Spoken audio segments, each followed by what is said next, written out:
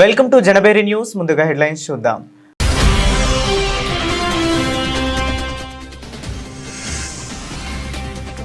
గువాహటిలో అద్భుతమైన బగురుంబా నృత్య కార్యక్రమం, బోడా సంస్కృతి ప్రదర్శన, ప్రశంసలు కురిపించిన ప్రధాని మోదీ.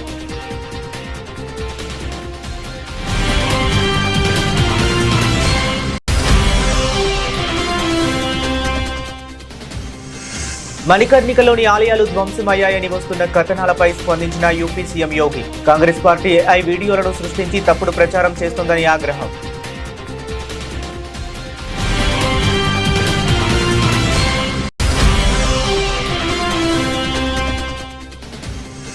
దేశ చరిత్ర, దేశ విభజన గురించి నేటి తరం పిల్లలకు తప్పనిసరిగా తెలుసుకోవాలి. యువతకు పిలుపునిచ్చిన రాజ్యసభ ఎంపీ ప్రముఖ రచయిత్రి సుధామూర్తి.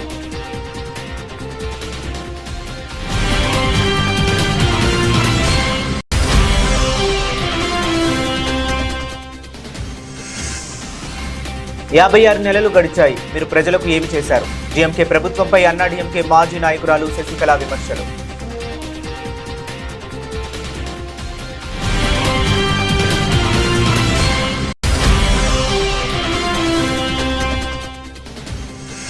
మహబూబ్ నగర్ లో 1224 కోట్ల అభివృద్ధి పనులకు సీఎం శ్రీకారం. జిల్లాలోని పెండింగ్ ప్రాజెక్టులన్నీ పూర్తి చేస్తామని స్పష్టమైన హామీ.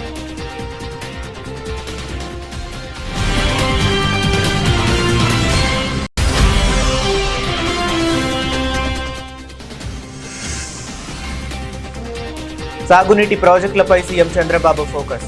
ఈ ఏడాదిలోనే పూర్తికి డెడ్ లైన్.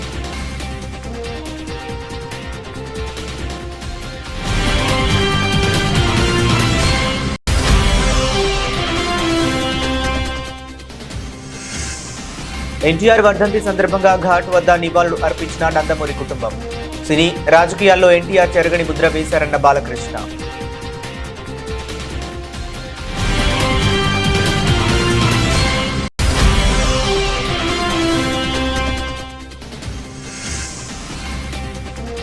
చంద్రబాబు పాలనలో రాష్ట్రంలో రౌడీ రాజ్యం. తీవ్ర ఆగ్రహం వ్యక్తం చేసిన మాజీ మంత్రి విడుదల రజని.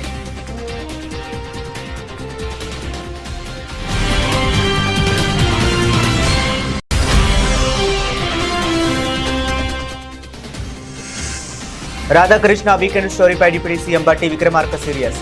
తన మీద అబద్ధాలు రాసిన రాధాకృష్ణకు ఎవరి మీద ఏదో ప్రేమ ఉండొచ్చన్న బట్టి.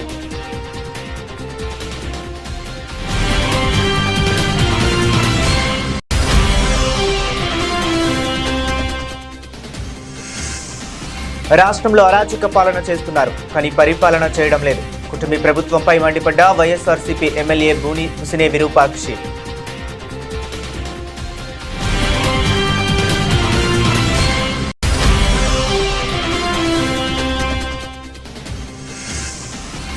అండర్-19 ప్రపంచ కప్ లో బంగ్లాదేశ్ పై భారత్ విజయం.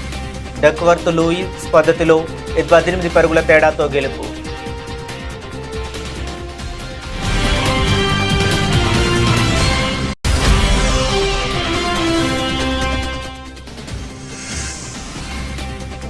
రోజు రోజుకు పెరుగుతున్న పసిడి ధరలు. 3320 పెరిగిన 24 క్యారెట్ల 10 గ్రాముల బంగారం.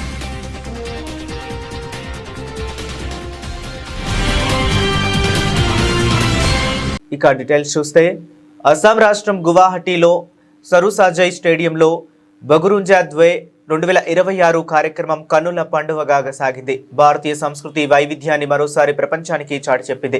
ప్రధానమంత్రి నరేంద్ర మోదీ హాజరై ఈ చారిత్రాత్మక ఈవెంట్లో 10,000 మందికి పైగా బోడో కళాకారులు ఒకే సమయంలో ఒకే విధంగా బగురుంబా డాన్స్ ప్రదర్శించి ఆకట్టుకున్నారు. ప్రధానమంత్రి మోదీ ఈ ఈవెంట్లో పాల్గొని బోడో సాంప్రదాయ సంగీత వాయిద్యం సిర్జాను తిలకించారు. ఈ సందర్భంగా ప్రధాని మోదీ మాట్లాడుతూ, భారతదేశపు వైవిధ్యతను ఏకం చేస్తూ వివిధ సమాజాల మధ్య ఐక్యతను పెంచే విధంగా అస్సాం రాష్ట్రంలో బగురుంబా డాన్స్ ప్రదర్శన జరిగిందని తెలిపారు. భవిష్యత్తు తరాలకు సాంస్కృతిక వారసత్వాన్ని అందించే విధంగా సాగిందని పేర్కొన్నారు.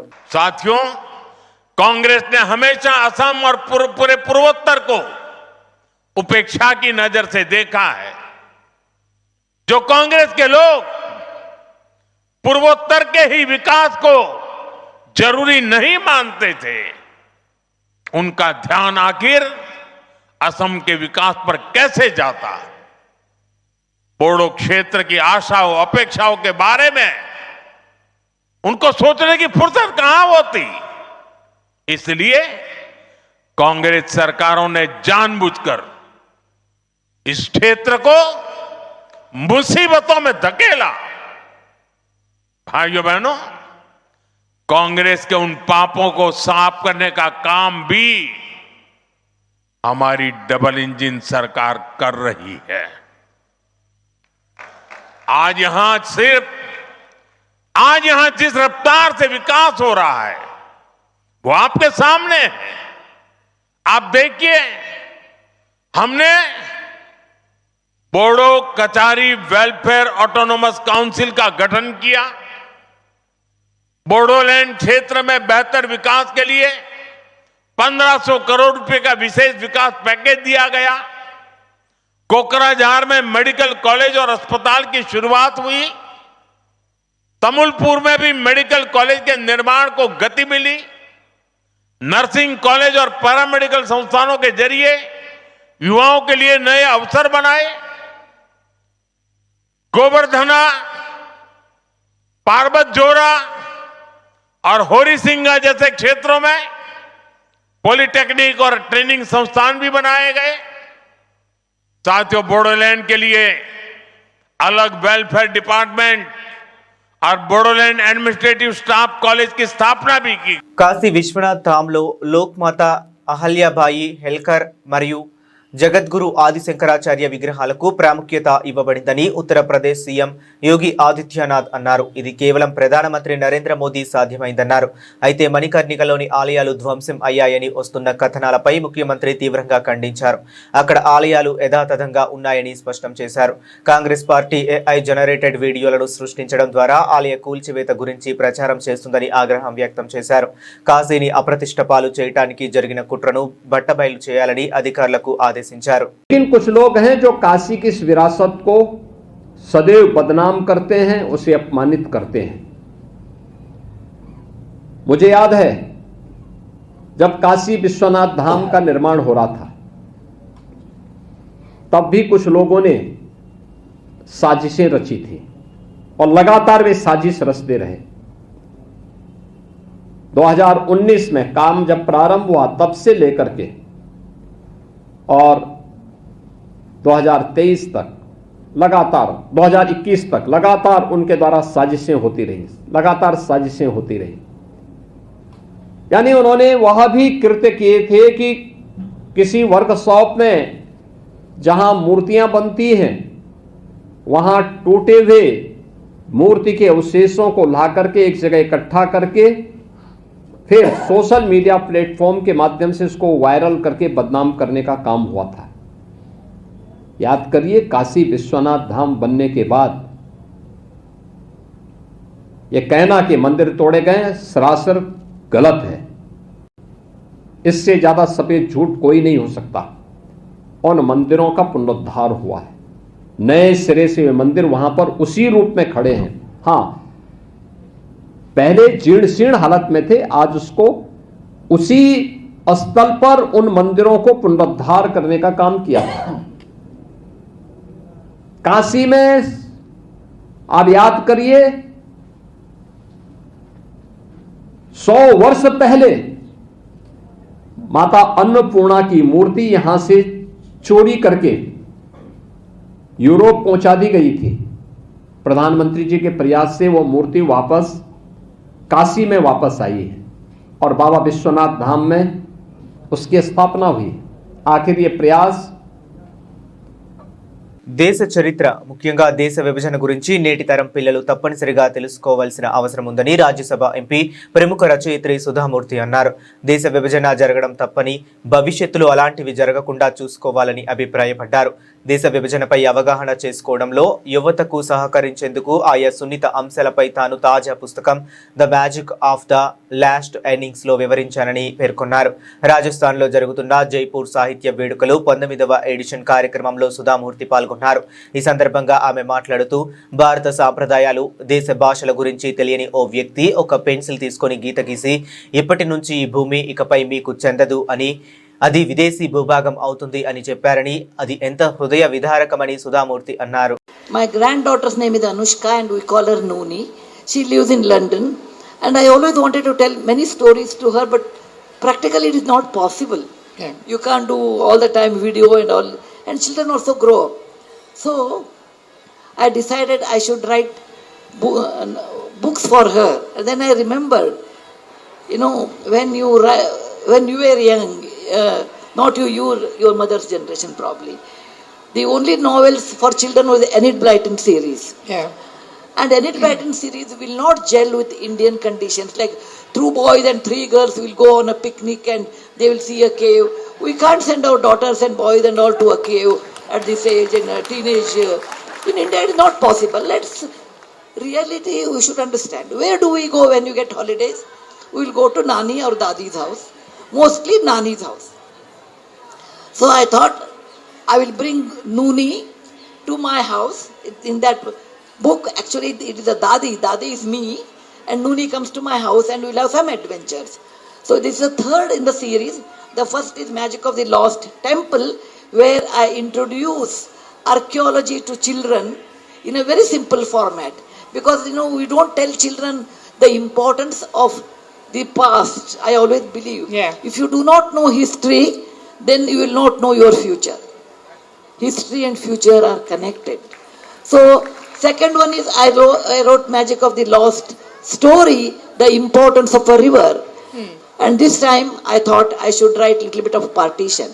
There is a reason behind that. My daughter is married to Rishi Sunak, and Rishi Sunak's grandparents were from Lahore, actually Gujranwala, and grandmother was from Abbottabad. And they left home, set up a house in Nairobi. DMK ప్రభుత్వంపై అన్నా DMK మాజీ నాయకురాలు శశికళ విమర్శలు గుప్పించారు. ఈ విషయమై శశికళ మీడియాతో మాట్లాడుతూ 56 నెలలు గడిచాయని, మీరు ప్రజలకు ఏమి చేశారు అని ప్రభుత్వాన్ని నిలదీశారు. డిఎంకే పాలనలో తమిళనాడు అన్ని విధాలా నష్టపోయిందని ఆరోపించారు. ప్రజలు సంక్షేమం మరిచిందని ఆగ్రహం వ్యక్తం చేశారు. ప్రజలే ప్రభుత్వానికి బుద్ధి చెబుతారని హెచ్చరించారు. இப்போ நான் வரேன். இப்போ நான் உள்ள நடைமுறைக்கு வரணும் இல்லையா? இப்போ முதலமைச்சர் என்ன சொல்கிறாரு, நாங்கள் எனக்கு கம்பு சுத்த தெரியும்,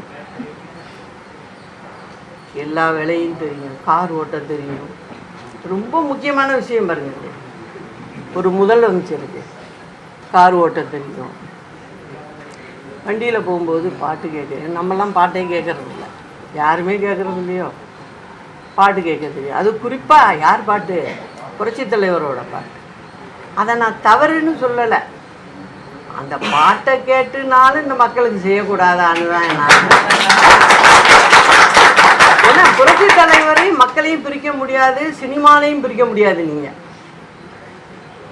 அந்த ஏழை மக்களுக்காக தான் அந்த பாட்டு பாடினா கூட அதில் ஒரு அர்த்தம் இருக்கும், ஒரு சமூக நீதி இருந்துக்கிட்டே இருக்கும்.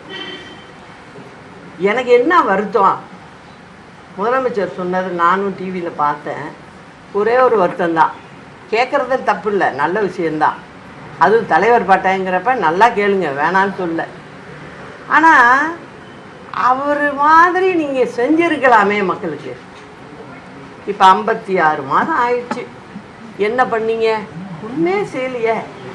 மக்களுக்குன்னு என்ன செஞ்சீங்க? இப்போ தேர்தல் வரப்போகுது, அப்படிங்கும்போது என்ன பண்ணுறீங்க? சரி 3000 ரூபா கொடுப்போம் பொங்கலுக்கு அப்படின்னு சொல்லுங்க. మహబూబ్ నగర్ జిల్లాలో పర్యటించిన ముఖ్యమంత్రి రేవంత్ రెడ్డి 1284 కోట్ల విలువైన వివిధ అభివృద్ధి పనులకు శంకుస్థాపన చేశారు. ఈ సందర్భంగా ఏర్పాటు చేసిన బహిరంగ సభలో మాట్లాడుతూ 10 ఏళ్ల కేసీఆర్ పాలనలో పాలమూరు జిల్లాకు ఒక్క ప్రాజెక్టు కూడా తీసుకురాలేదని ధ్వజమెత్తారు. దేశంలో ఏ ప్రాజెక్టు కట్టినా అందులో పాలమూరు బిడ్డల చెమట ఉంటుందని, కానీ ఈ జిల్లా మాత్రం వెనుకబడే ఉందని ఆయన ఆవేదన వ్యక్తం చేశారు. పాలమూరు జిల్లాలోని అన్ని పెండింగ్ ప్రాజెక్టులను పూర్తి చేసే బాధ్యత తనదని ముఖ్యమంత్రి హామీ ఇచ్చారు. తమ ప్రభుత్వం అధికారంలోకి వచ్చాక రాష్ట్రంలో 3.50 కోట్ల మంది పేదలకు రేషన్ కార్డులపై సన్నబియ్యం అందిస్తుందని తెలిపారు. రాష్ట్రానికి బీజేపీ ఎంపీలు ఐఐఎం తెస్తే భూమి ఇచ్చే బాధ్యత తనదని సీఎం స్పష్టం చేశారు. నాకెవరు శత్రువులు లేరు. రాజకీయ ప్రత్యర్థులుంటే ఎన్నికల్లో ఓడించినాం, ప్రభుత్వాన్ని ఏర్పాటు చేసుకున్నాం. అందుకే నా శత్రువులు అక్షరాస్యత లేకపోవడం, నా శత్రువు పేదరికం, నా శత్రువులు ఎవరైనా ఉన్నారంటే మహిళలకు అన్యాయం చేసే వాళ్ళు నా శత్రువులు, విద్యార్థులకు నష్టం కలిగించేటోళ్ళు నా శత్రువులు, చదువుకోకుండా ఊరు మీద తిరిగే వాళ్ళు నా శత్రువులు, చదువుకోకుండా అడ్డు తగిలే వాళ్ళు నాకు శత్రువులు తప్ప పేదరికాన్ని నిర్మూలించడమే నా బాధ్యత. నా శత్రువైన పేదరికాన్ని తెలంగాణ సరిహద్దులు దాటే వరకు తరమాలన్నదే నా లక్ష్యం. మీరందరూ తోడు ఉండాలి, మీరు అండగా నిలబడాలి, మనకొచ్చిన అవకాశాన్ని అందిపుచ్చుకోవాలి. రాజకీయాలకు అతీతంగా ఈ రోజు పాలమూరు జిల్లాను అభివృద్ధి చేసుకోవాలి. మొట్టమొదటి ప్రధానమంత్రి పండిట్ జవహర్లాల్ నెహ్రూ గారు ఇచ్చిన స్ఫూర్తితో ఎడ్యుకేషన్, ఇరిగేషన్ మా మొదటి ప్రాధాన్యత. తెలంగాణ రాష్ట్రంలో అత్యధికంగా అభివృద్ధి చెందిన జిల్లాగా ఎడ్యుకేషన్ లో, ఇరిగేషన్ లో ఎవరైనా ఇతర రాష్ట్రాల నుంచి, ఇతర దేశాల నుంచి తెలంగాణ పర్యటనకు వస్తే పాలమూరు జిల్లానే చూపించాలనేది నా కల. ఒకప్పుడు టోనీ బ్లేయర్ వచ్చినా, బిల్ గేట్స్ వచ్చినా, విదేశీ పర్యాటకులు ఎవరు వచ్చినా ఆనాటి ముఖ్యమంత్రులు వాళ్ళను పాలమూరు జిల్లాకు తీసుకొచ్చేటోళ్ళు. ఎందుకయ్యా అంటే మన పేదరికాన్ని చూపించడానికి, పేదరికాన్ని చూపించడానికి, ప్రభుత్వం గ్రాంట్స్ అడగడానికి పాలమూరు జిల్లాను ఒకనాడు చూపించేది. ఇక ఏ మాత్రం ఇది సహించరానిది. మన పేదరికం కాదు, మన అభివృద్ధిని చూపించాలి, మన చదువులను చూపించాలి, మన విజ్ఞానాన్ని చూపించాలి, మనం కట్టుకున్న ప్రాజెక్టులు చూపించాలి. మన ప్రాంతంలో ఐఐటీలో చదువుకున్న వాళ్ళు, ఐఐఎంలో చదువుకున్న వాళ్ళు, ఐఏఎస్, ఐపీఎస్ అయిన వాళ్ళను పాలమూరు జిల్లా నుంచి ఈ రోజు దేశానికే సేవలు అందిస్తుందని మన అభివృద్ధి చెందిన ప్రాంతంగా మనల్ని చూపించుకోవాలి. ఈ అవకాశం మళ్ళీ మనకు రాదు. వచ్చిన అవకాశాన్ని అందిపుచ్చుకోవాలి. రాష్ట్రంలోని కీలకమైన సాగునీటి ప్రాజెక్టుల నిర్మాణాన్ని ప్రాధాన్యతా క్రమంలో పూర్తి చేయాలని సీఎం చంద్రబాబు అధికారులను ఆదేశించారు. ఈ ఏడాది 2026లోపే వెలిగొండ, ఉత్తరాంధ్ర ప్రాజెక్టుల పనుల పూర్తి చేయాలని లక్ష్యాన్ని నిర్దేశించారు. దావోస్ పర్యటనకు వెళ్లే ముందు అమరావతిలోని తన క్యాంపు కార్యాలయంలో మంత్రులు, ఉన్నతాధికారులు ఆయన కీలక ప్రాజెక్టుల పురోగతిపై సమీక్ష నిర్వహించారు.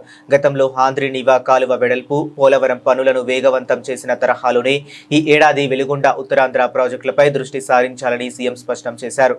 త్వరలోనే తాను వెలిగొండ ప్రాజెక్టును సందర్శిస్తానని తెలిపారు. ఈ సమావేశంలో పూర్వోదయ పథకం, పీపీపీ పద్ధతిలో చేపట్టాల్సిన ప్రాజెక్టులు, జల్ జీవన్ మిషన్ వంటి అంశాలపై చర్చించారు. దివంగత ముఖ్యమంత్రి, టీడీపీ వ్యవస్థాపకులు నందమూరి తారక రామారావు వర్ధంతి సందర్భంగా ఆయన కుటుంబ సభ్యులు ఘనంగా నివాళులు అర్పించారు. ఆదివారం హైదరాబాద్లోని ఎన్టీఆర్ ఘాట్ వద్ద ఎన్టీఆర్ కుమారుడు, హిందూపురం ఎమ్మెల్యే నందమూరి బాలకృష్ణ, మనవడు నందమూరి కళ్యాణరామ్, నందమూరి రామకృష్ణ, సుహాసిని తదితరులు పుష్పాంజలి ఘటించారు.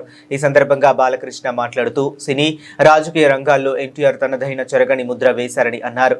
మహానుభావులు కావాలంటే ఎంతో శ్రమ, దీక్ష అవసరం. ఆ లక్షణాలు ఎన్టీఆర్లో పుష్కలంగా ఉన్నాయి. సూర్యచంద్రులు ఉన్నంతకాలం ఆయన బతికే ఉంటారు. సినిమాల్లో ఎవరూ చేయలేని పాత్రలు చేసి నటనలో పరకాయ ప్రవేశంతో ఎన్నో ప్రయోగాలు చేశారు అని కొనియాడారు. తెలుగుదేశం పార్టీని స్థాపించి రాజకీయాల్లో సంచలనం సృష్టించారని, రాజకీయాలను కొందరికే పరిమితం కాకుండా అందరికీ చేరువ చేశారని తెలిపారు. పేదల ఆకలి బాధ తెలిసిన నాయకుడు కాబట్టే బడుగు, బలహీన వర్గాలకు అండగా నిలిచారని బాలకృష్ణ అన్నారు. అప్పట్లో ఆయన తీసుకువచ్చిన పథకాలే ఇప్పుడు దేశవ్యాప్తంగా అమలవుతున్నాయని చెప్పారు. తెలుగు గంగా, గాలేరు నగరి వంటి ప్రాజెక్టులతో ప్రజలకు మేలు చేశారని, ఆయన స్ఫూర్తితోనే టీడీపీ ముందుకు సాగుతుందని స్పష్టం చేశారు. నందమూరి రామకృష్ణ మాట్లాడుతూ తెలుగు వారి గుండె చప్పుడు, కలామ తల్లి ముద్దుబిడ్డ ఎన్టీఆర్ అని, తెలుగు జాతి కీర్తిని ప్రపంచానికి చాటి చెప్పారని అన్నారు.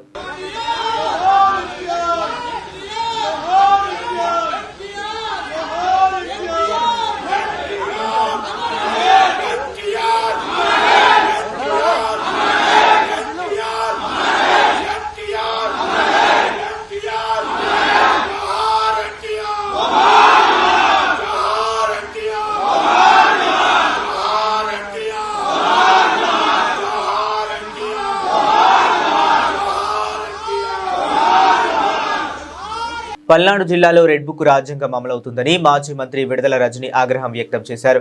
వైఎస్ఆర్సీపీ కార్యకర్త సాల్మాన్ది ముమ్మాటికి ప్రభుత్వ హత్యనని తేల్చి చెప్పారు. పిన్నెలి గ్రామంలో 18 నెలలుగా దాదాపు 200 కుటుంబాలు ఊరికి దూరంగా బ్రతుకుతున్నాయని, భార్య ఆరోగ్యం సరిగా లేకపోవడంతో గ్రామానికి వచ్చిన సాల్మాన్ను టీడీపీ నేతలు కొట్టి చంపినా తిరిగి బాధితులపై కేసు నమోదు చేసిన పోలీసులు తీరుపై మండిపడ్డారు.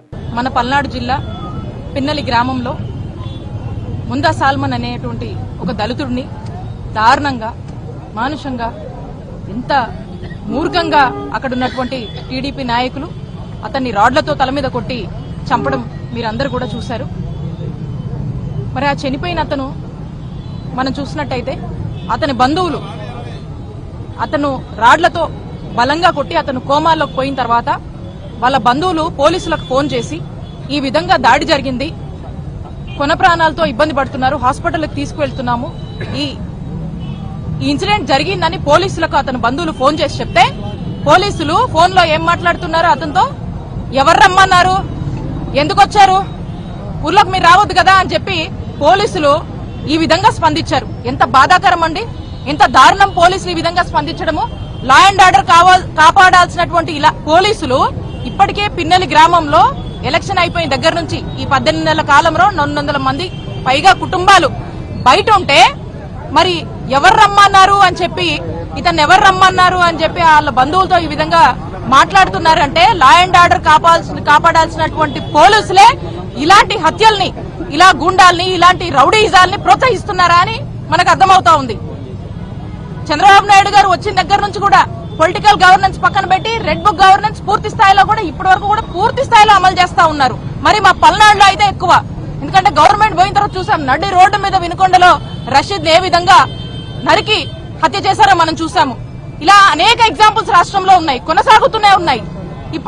ఇప్పుడు ఈ ముందా సాల్మన్ ని కూడా మనం చూసాము ఏ విధంగా హత్య చేశారు. అంటే పోలీసులు లా అండ్ ఆర్డర్ ని పూర్తిగా కూడా వాళ్ళ చేతుల మీదకి తీసుకొని ఏ విధంగా ప్రవర్తిస్తున్నారు అనే విషయాన్ని రాష్ట్ర ప్రజలందరూ కూడా గమనిస్తా ఉన్నారు.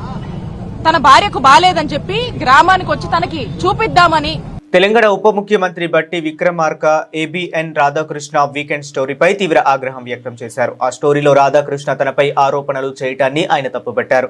తాను 40 ఏళ్లుగా రాజకీయాల్లో ఉన్నానని, ఈ 40 ఏళ్లలో తాను సమాజం మేలు కోసమే పనిచేశానని చెప్పారు. రాజకీయాల కోసం దిగజారుడు కథనాలు సృష్టించి ప్రచారం చేసేంత వీక్ క్యారెక్టర్ తనది కాదని అన్నారు. తన మీద అబద్ధాలు రాసిన ఏబిఎన్ రాధాకృష్ణకు ఎవరి మీదో ఏదో ప్రేమ ఉండొచ్చని బట్టి అన్నారు. లేదంటే తాను మొదటి నుంచి రాజశేఖర రెడ్డి సన్నిహితంగా ఉండేవాడినని, ఇప్పుడు ఆయన మీద కోపం రాధాకృష్ణ తనపై చూపించడానికి తప్పుడు కథనం రాసి ఉండొచ్చని చెప్పారు. కానీ తాను రాధాకృష్ణలా ఏది పడితే అది మాట్లాడనని, ఏది పడితే అది రాయనని, ఎందుకంటే తనకు బాధ్యత ఉన్నదని వ్యాఖ్యానించారు. ఎవరన్నది అది పేరు చెప్పండి, ఎవరన్నది ఎవరు రాసింది, ఎవరు రాసింది? మరి ఆయన ఏడ చూసి ఏడ కూర్చొని విన్నాడో, ఏడ చూసి రాశాడో నాకు తెలియదు, అది కూడా అడుగుతాను. Question of my self respect. నేనేం గాలికి రాలేదాకా 40 సంవత్సరాలు సభలో సభ బయట పోరాటం చేస్తూ ఈ సమాజం కోసం అడ్డంగా నిలబడి పోరాటం చేస్తుంటుంటాడు. నీచ నికృష్టపు దిగజారిపోయి రాజకీయాల కోసం ఇటువంటి కట్టుకథనాలను సృష్టించడమో లేకపోతే వాటిని స్ప్రెడ్ చేయటం చేసే అంత వీక్ క్యారెక్టర్ కాదు బట్టి విక్రమార్క. ఆ రాసిన ఆయనకి ఎవరి మీదో ఏదో ప్రేమ ఉండొచ్చు, లేకపోతే నేను మొదటి నుంచి కాంగ్రెస్ పార్టీలో ఉండి రాజశేఖర రెడ్డి గారికి అత్యంత సన్నిధులుగా ఉండటం వల్ల రాజశేఖర రెడ్డి గారి మీద ఉన్నట్టు కోపంతో నా మీద కూడా కోపం చూపించడానికి రాసి ఉండొచ్చు. కానీ నేను అది చదివిన తర్వాత నేను అందుకే మొత్తం ఆ కండిషన్స్ చదివి I have seriously examined the entire thing. I have asked the Singareni management and the board seriously examining. ఇటువంటి ఎలిగేషన్స్ వచ్చినప్పుడు ప్రజలకు స్పష్టత ఇవ్వాల్సిన బాధ్యత మంత్రిగా నా పైన ఉంటుంది కాబట్టి I have asked them to, I have instructed, not only asked, to cancel the tender and go for a fresh tender with all the Government of India public sector undertakings లో ఏ కండిషన్స్ ఉంటాయో అటువంటి conditions అన్ని examine చేసి మళ్ళీ పిలవండి. Don't go by this కుటుంబీ ప్రభుత్వం వచ్చిన తరువాత రాష్ట్రంలో అరాచక పాలన చేస్తున్నారు, కానీ పరిపాలన చేయటం లేదని వైఎస్ఆర్సీపీ ఎమ్మెల్యే బూసినే విరూపాక్ష విమర్శించారు. ఆలూరు నియోజకవర్గం చిప్పగిరి మండలం కేంద్రంలో ఎమ్మెల్యే క్యాంపు కార్యాలయంలో ఆయన మాట్లాడుతూ పల్నాడు జిల్లా పిన్నెలి గ్రామంలో మంద సాల్మన్ పై దాడి చేసిన వారిని కఠినంగా శిక్షించాలన్నారు. రాష్ట్రంలో లోకేష్ ట్రేడర్ బుక్ రాజ్యాంగం మాత్రమే నడుస్తుందన్నారు. రాష్ట్ర హోంమంత్రి కూడా ఏం చేయలేకపోతున్నారని, మాటలు తప్ప న్యాయం చేయడం లేదని దుయ్యబట్టారు. కొట్టింటే 5 రోజుల కింద కొట్టింటే చనిపోయిన వ్యక్తిని అక్కడికి చూడడానికి కానీ ఆ గ్రామస్తుల్ని పోనీయకుండా ఈ పోలీసుల వాళ్ళు బొమ్మ కాస్తున్నారు. అది ఎక్కడ ఇది అన్యాయము. కొట్టి ఎన్ని రోజులని ఎంతమందిని చంపుతారు మీరు? ఎన్ని రోజులని రెడ్ బుక్ రాజ్యాంగం చేస్తారు? ఎన్ని రోజులని ఇంకా ఎంతమందిని చంపాలనుకుంటారు మీరు? ఎవరు మీకు ఎదురు మాట్లాడితే వాళ్ళని రెడ్ బుక్ రాజ్యాంగం దీని కొట్టి చంపుతున్నారు. ఇది ఏమన్నా, ఇది ఏడన్నా ఎక్కడన్నా ఏ రాష్ట్రంలోనే ఉందా? ఇక్కడన్నా ఉందా? ఇది ఎక్కడ రెడ్ బుక్ రాజ్యాంగం మాకు అర్థం కాదు. కానీ ఎస్సీలని అనొద్దు, బీసీలను అనొద్దు. మీది మొత్తం ఒక ఈ ఓసీల రాజ్యంలో ఇప్పుడు బీసీలను కానీ ఎస్సీలను కానీ అణుగుదొక్కుతూ ఎవరు మాట్లాడితే వాళ్ళని చంపుతూ, ఎవరు మాట్లాడితే వాళ్ళని అణుగుదొక్కుతూ ఇదెక్కడ రాజ్యమో మాకు అర్థం కాదే. కానీ ఒక ఎస్సీ క్యాండిడేట్ చంపైతే ఆ గ్రామంలోన ఆ వైసీపీ నాయకుల్ని చూడడానికి కానీ బార్కెట్లు అడ్డం పెట్టి శవాన్ని తీసుకొని పోకుండా పెట్టేది ఇది ఎక్కడ చూద్దాం. ఎక్కడ మనం చూడలేదు. ఈ పరిపాలన మళ్ళీ ఎన్నాళ్ళు ఉంటుందో, ఎన్ని రోజులు వీళ్ళు పరిపాలన చేస్తామనుకున్నారో, పోలీసులతోనే ఎన్ని రోజులు పరిపాలన చేస్తామనుకున్నారు. మొత్తం ప్రజల్లోకి వస్తే తెలుస్తుంది మీకు. ఎందుకంటే మీరు పైన ఐసీసీ అండర్-19 ప్రపంచ కప్ 2026 టోర్నమెంట్లో భారత యువ జట్టు శుభారంభం చేసింది. బులవాయోలో జరిగిన గ్రూప్ ఏ మ్యాచ్లో బంగ్లాదేశ్పై 18 పరుగుల తేడాతో ఉత్కంఠ విజయం సాధించింది. వర్షం అంతరాయం కలిగించిన ఈ మ్యాచ్లో భారత యువ ఆటగాళ్లు ఆల్రౌండ్ ప్రదర్శనతో ఆకట్టుకున్నారు.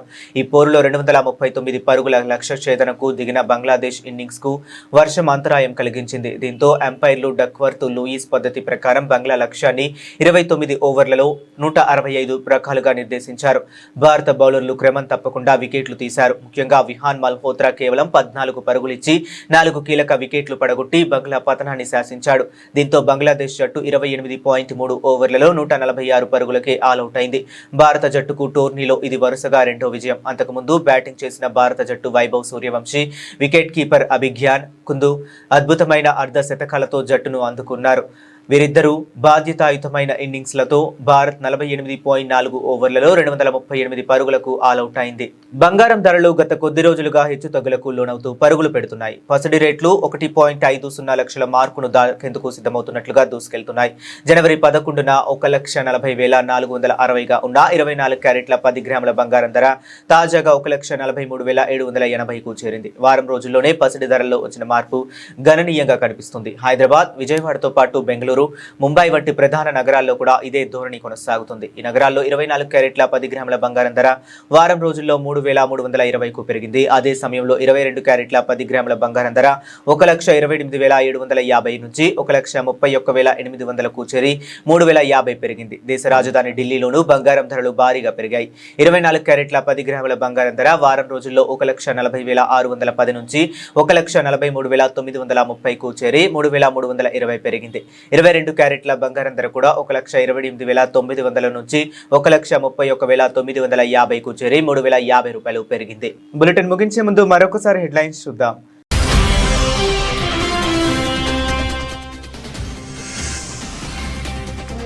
గువాహటిలో అద్భుతమైన బగురుంబా నృత్య కార్యక్రమం, బోడా సంస్కృతి ప్రదర్శన, ప్రశంసలు కురిపించిన ప్రధాని మోదీ.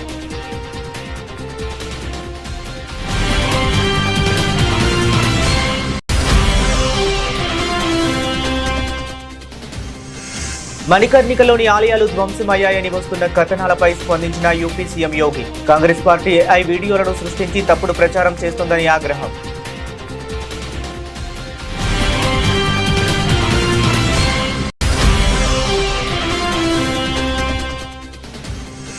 దేశ చరిత్ర, దేశ విభజన గురించి నేటి తరం పిల్లలకు తప్పనిసరిగా తెలుసుకోవాలి. యువతకు పిలుపునిచ్చిన రాజ్యసభ ఎంపీ ప్రముఖ రచయిత్రి సుధామూర్తి.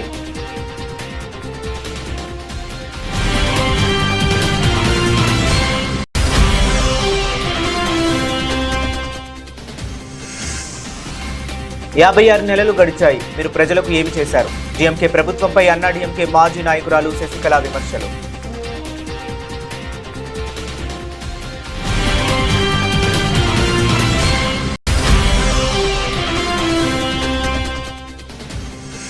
మహబూబ్ నగర్ లో 1284 కోట్ల అభివృద్ధి పనులకు సీఎం శ్రీకారం. జిల్లాలోని పెండింగ్ ప్రాజెక్టులన్నీ పూర్తి చేస్తామని స్పష్టమైన హామీ.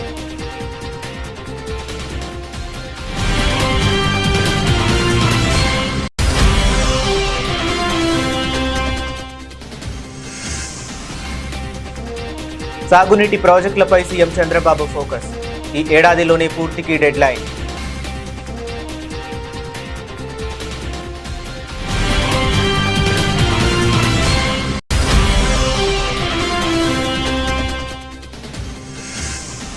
ఎన్టీఆర్ వర్ధంతి సందర్భంగా ఘాట్ వద్ద నివాళులు అర్పించిన నందమూరి కుటుంబం. సినీ రాజకీయాల్లో ఎన్టీఆర్ చెరగని ముద్ర వేశారన్న బాలకృష్ణ.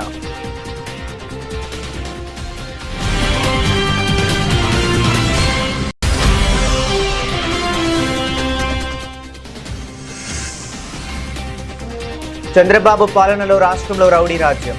తీవ్ర ఆగ్రహం వ్యక్తం చేసిన మాజీ మంత్రి విడుదల రజని.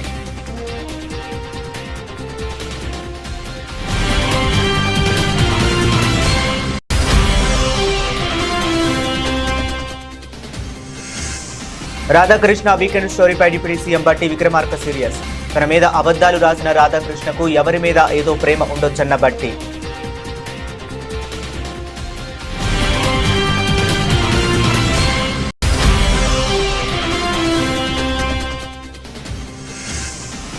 రాష్ట్రంలో అరాచక పాలన చేస్తున్నారు, కానీ పరిపాలన చేయడం లేదు. కుటుంబీ ప్రభుత్వంపై మండిపడ్డ YSRCP MLA బూని హుసినే Virupakshi.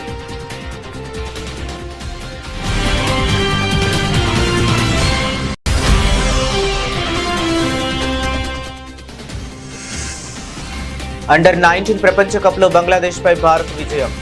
Duckworth Lewis పద్ధతిలో 18 పరుగుల తేడాతో గెలుపు.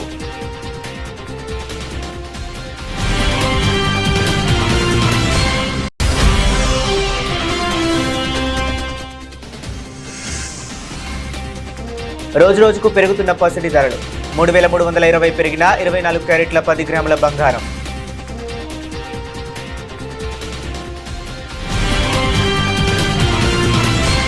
ఇవి ఇప్పటి వరకు ఉన్న అప్డేట్స్. మరిన్ని అప్డేట్స్ కోసం కీప్ వాచింగ్.